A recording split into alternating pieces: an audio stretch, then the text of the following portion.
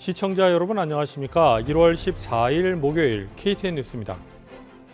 브라이언 캠프 주지사는 오늘 주 하원 본회의장에서 신년 연설을 했습니다. 그 주요 내용을 김용성 기자가 정리했습니다. 오늘인 14일 브라이언 캠프 주지사가 2021년 주정 연설을 진행했습니다. 캠프 주지사는 팬데믹으로 인해 2020년이 매우 힘겨웠다고 말했습니다. Friends, standing here 12 months ago, I had no idea that 2020 would present more challenges than any other year in my lifetime. There's no doubt that this virus has impacted all of us beyond what we could have ever imagined.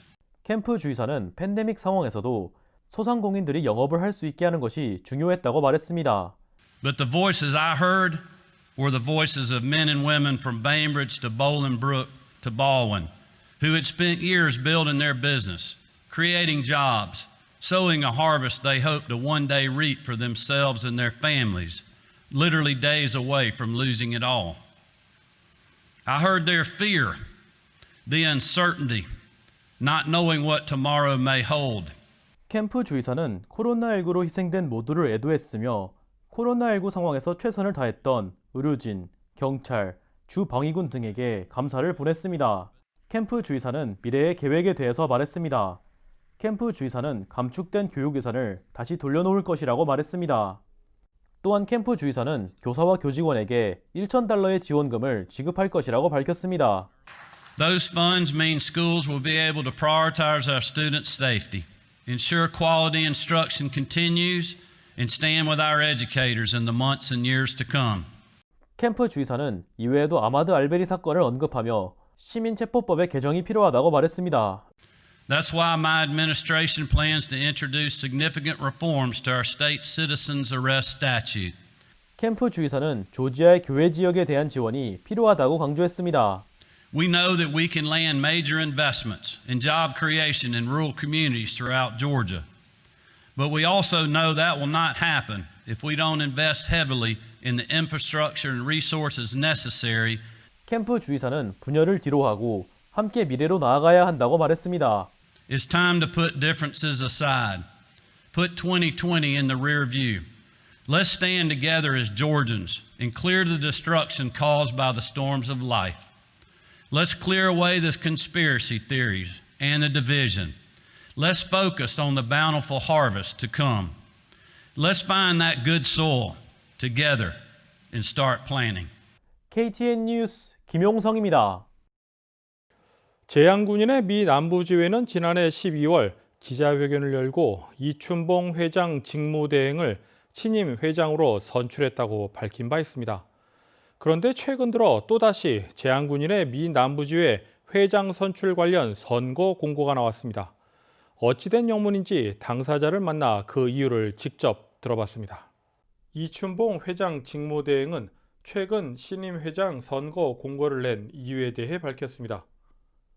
작년에 11월 초에 내가 한국에 담당자에게 전화를 해서 우리가 이 선거를 어떻게 해야 되느냐고 하니까 11월 2개월 전부터 신문 공고 내고 이렇게 하라고 했는데 그것을 내가 행정착오로 내가 잘못 알아듣고 계속 그것을 이어서 나갔기 때문에 그렇게 해서 나중에 이제 우리가 12월 12일인가 거기서 이제 우리가 다 끝나고 얘기를 하는 도중에 아니다.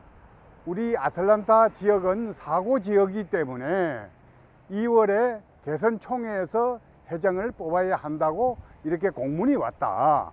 그래서 지금 그 공문대로 하는 중입니다. 이춘봉 회장 직무대행은 대한민국 재향군인회에서 온 공문에 따르면 재향군인의 미 남부지회는 개선총회를 거쳐 회장을 선출해야 하는 곳이라고 밝혔습니다. 개선총회 지회는 미 남부지회를 비롯해 필리핀과 미 중남부 그리고 아르헨티나와 영국 등 5곳이라고 덧붙였습니다. 따라서 2021년도 해외지회 개선총회 선거관리 규정 준수 지시에 따라 그 절차를 따르는 것이라고 밝혔습니다. 신문 공고를 1월 8일 날 냈습니다. 여기 우리 본부에서 지시한 그 날짜에. 그래서 22일까지 하고 그 다음에 이제 17일 날 또 대선 총회를 하는 2월 6일 날 5시에 하는 신문 공고를 또 내야 합니다.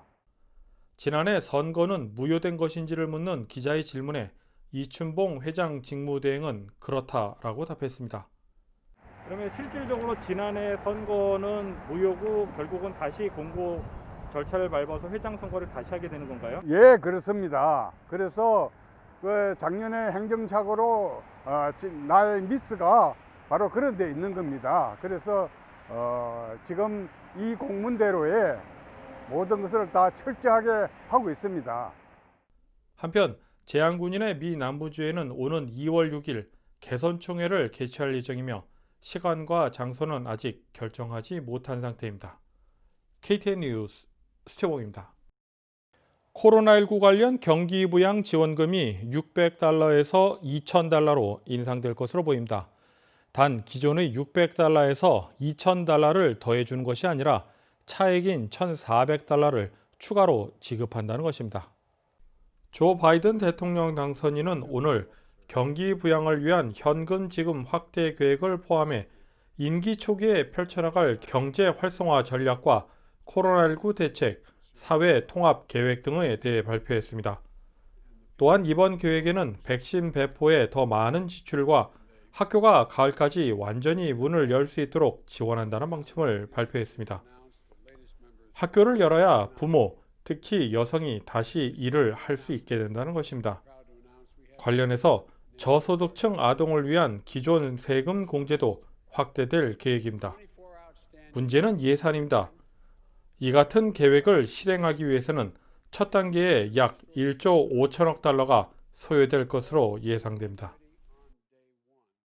파워볼과 메가밀리언 당첨자가 아직 나오지 않으면서 당첨금이 14억 달러 가까이 모였습니다.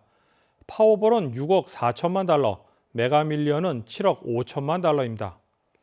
메가밀리언의 다음 번호 추첨은 금요일, 파워볼의 다음 번호 추첨은 토요일로 예정되어 있습니다. 메가밀리언과 파워볼 당첨 확률은 300만 분의 1입니다. 다음은 코로나19 소식입니다. 오늘의 코로나19 현황을 김용성 기자가 정리했습니다. 14일 오후 3시 30분 기준 미국 내 코로나19 누적 확진 환자는 2,376만 5,203명, 누적 사망자는 39만 6,547명입니다. 어제 하루 동안 신규 확진 환자는 23만 6,631명 늘었고 신규 사망자는 4,103명 증가했습니다. 주별 누적 확진 환자는 캘리포니아, 텍사스, 플로리다, 뉴욕, 일리노이 순으로 많습니다. 주별 누적 사망자는 뉴욕, 캘리포니아, 텍사스, 플로리다, 뉴저지 순으로 많습니다. 다음은 조지아주 코로나19 현황입니다. 오후 2시 50분 집계에 따르면 조지아주의 누적 확진 환자는 66만 720명, 누적 사망자는 1,721명으로 집계됐습니다. 신규 확진 환자는 6,407명 증가했고 신규 사망자는 142명 증가했습니다. 항원 검사 양성 판정자는 누적 13만 604명, 신규 2,915명입니다. 다음은 카운티별 집계입니다. 귀넷 카운티 누적 확진 환자 6만 2,014명, 누적 사망자는 600명입니다. 13일에서 14일 사이에 신규 확진 환자는 704명 늘었고 신규 사망자는 3명 늘었습니다. 풀턴 카운티 누적 확진 환자 5만 9,767명, 누적 사망자는 790명입니다. 신규 확진 환자는 660명 늘었고 신규 사망자는 10명 늘었습니다. 캅 카운티 누적 확진 환자 44,017명, 누적 사망자는 597명입니다. 신규 확진 환자는 453명, 신규 사망자는 8명입니다. KTN 뉴스 김용성입니다.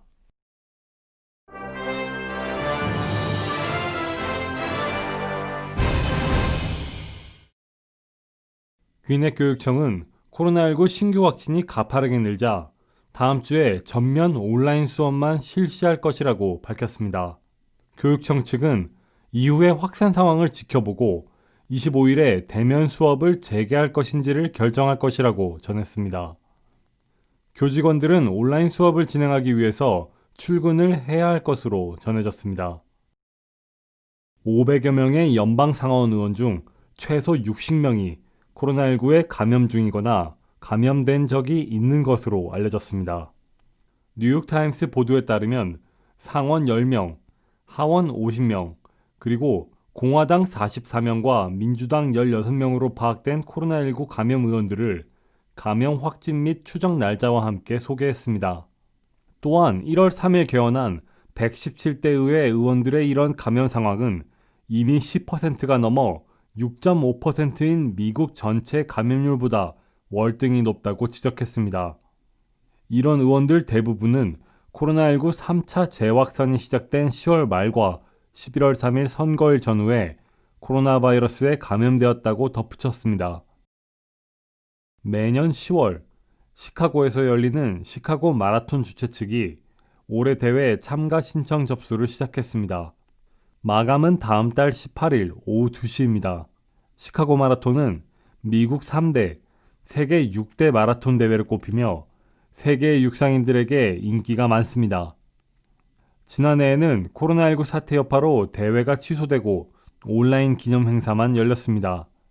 주최 측은 시카고 보건당국과 긴밀히 협조하며 안전한 조건에서 대회를 치를 수 있도록 노력하고 있다고 밝혔습니다.